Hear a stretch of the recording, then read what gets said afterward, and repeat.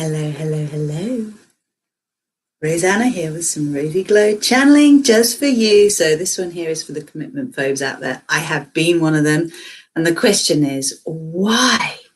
Why are we scared of having what we want? Why are we scared of committing? And what can we do about it? Well, in my experience, here's what I've discovered. We are scared of having what we want because in having what we want, we then fear losing it. It's far easier to keep challenged by wanting something and striving towards it than it is to actually have it and then to maintain it, right? So that's one aspect. Another aspect is that we don't actually want to be committed to anything because we are fearful of trusting ourselves. We're fearful of making the right decisions. We don't trust that we have made the right decisions. Therefore, whatever decision we make, we're going to regret. And as a result of that, we're better making no decision than making any decision that we're later going to regret. But what we forget about that is that in the not making a decision, we have also made a decision and there are consequences to that. So commitment phobes typically stay in things much longer than they should, but they never fully put all of their eggs in one basket. They don't put both of their feet into what they've actually got involved in. And that's because they're scared of showing up. They're scared of showing up and failing. They're scared of showing up and then being rejected for what they're doing. They're scared of being abandoned, being betrayed, being rejected. It's the classic thing. And none of us want to feel like we're not good enough. So if we feel as though we're very, very sensitive to others' criticism, then we won't even put ourselves out there to risk that criticism. So we have here an issue around not trusting ourselves. We also have an issue here around being fearful of having something that we actually want, so it's better to keep pushing it away. What else is there that actually gets involved in someone being too scared to make a commitment? Well, I think in my experience, it's very, very helpful to look at our history, to look at what has gone on in our bloodlines in the past, because that will give us some idea of why we run away from things and also why we try and protect ourselves by keeping what we want away from us. And if you haven't yet seen my video about independence and the independence trap, then I highly recommend you do. But a lot of this will come down to feeling worthy. And okay, if we don't have a very high opinion of ourselves, we're not going to have a high opinion of others either.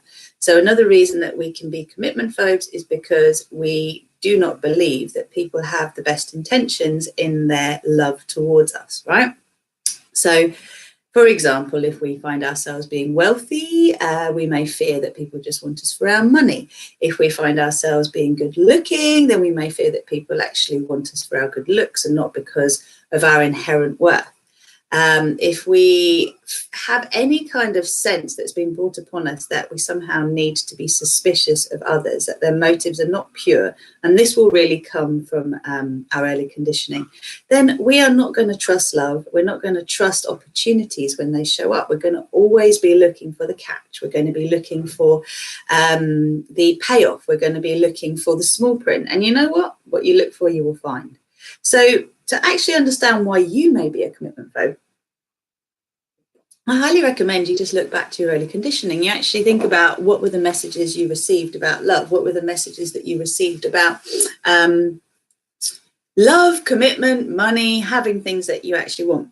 For example, in my history, there is history, both sides of my bloodlines, of having wealth and then losing it. And lots of people have this story with the world wars, with any civil war, anyone who has had to leave everything behind that they have spent so long to create, especially materially, will leave some kind of deficit legacy and some belief in lack. And often we find ourselves trapped in the past and constantly thinking about the past and talking about the past. And by virtue of that, we are creating that past in our present and in our future.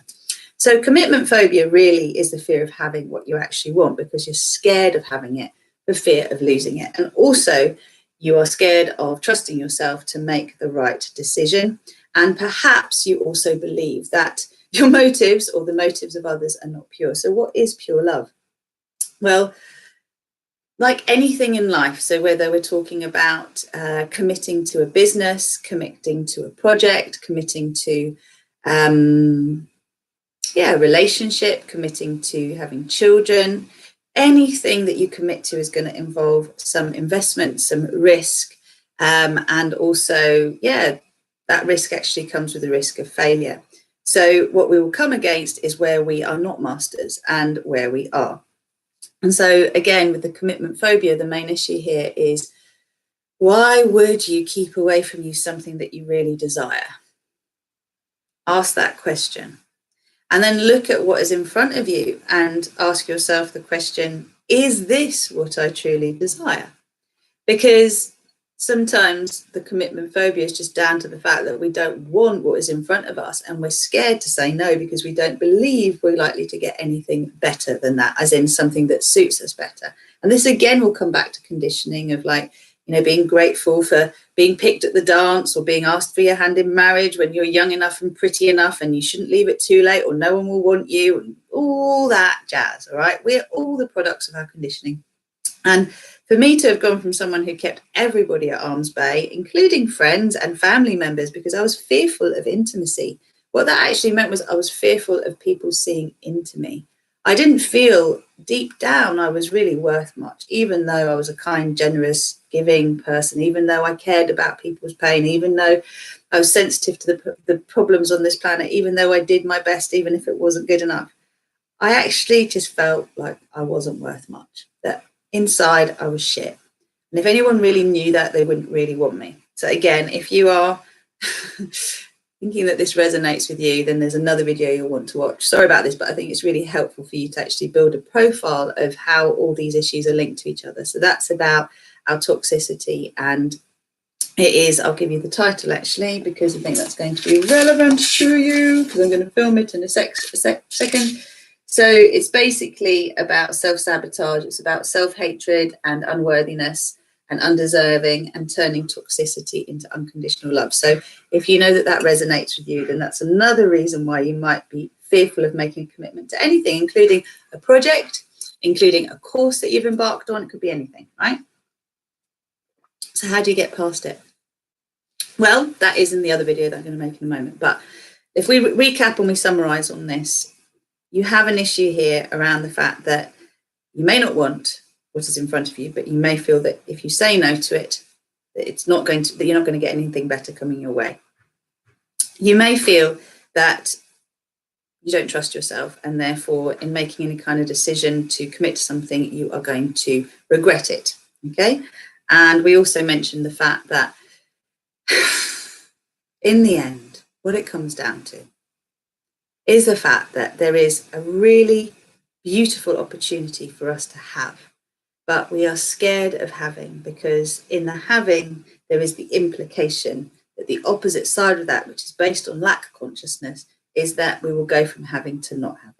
So, you know, if you have had in your history any kind of language around, for every up, there's a down, you know, everything's in equal measure. So if you're having a really good time now, that means you're going to have a crap time later. There's a lot of sort of language that gets used that implies that there is not enough for everything, for everybody to go round. Okay.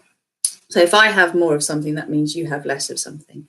And so the fear of commitment can also be linked to, not even allowing ourselves to have the things that we desire, because it means on some level that others won't. There are so many subtle ways that we play out these games with ourselves, that the way to really be clear about it is to actually clear your subconscious programming. So it's to look at what subconscious beliefs you currently have, and then to look at what your conscious intentions are, and to clear and reprogram. So clear erroneous beliefs and reprogram your subconscious so that it actually lines up with your conscious will, and then take conscious decisive action towards the conscious intentions that you have. And if that all sounds a bit like what, then you may want to check out my Fearless, Empowered and Free to Be Me program, or my group or one-to-one coaching, because this is where I support you to be liberated from limitation, from the perceived limitations that you actually notice in your life, and to give yourself permission to actually strive beyond what you're used to. So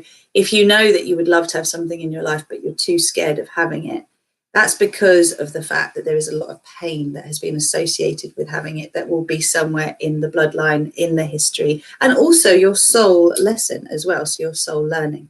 So if you would like to know more about all of this, then please do check out what I do. Subscribe to my channel, because there's loads more coming at you, which will support you to feel okay about the fact that you are deserving of what you want. And if you have a desire and you would like to make a commitment to something, but you are too scared to do it, there is good reason for it. And we need to cultivate a sense of safety inside of you before we can start to create commitments outside of us that mean we are going to need to step up and show up and not risk feeling like we are going to fail, be abandoned, or be betrayed as a result of doing it. So this is all about cultivating your self-belief. And this is not something you do with your conscious mind. It's something that has to be done through the subconscious and the conscious mind working together and dropping out of your headspace into your heart.